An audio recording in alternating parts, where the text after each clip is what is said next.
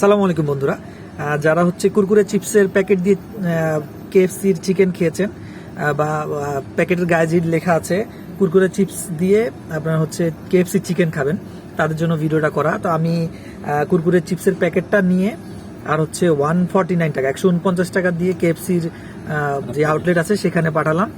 সেখানে গিয়ে এখন দেখি আমাদের কেএফসি কি চিকেন দিয়েছে আমাদেরকে 149 টাকার বিনিময়ে। আমি একটু দেখাই, প্যাকেটটা খুলতেছি। ওদের রেগুলার চিকেনের প্রাইস হচ্ছে 150 টাকা এক পিস চিকেন। কুরকুরে চিপস দেওয়ার কারণে দেখেন কি দিয়েছে আসলে।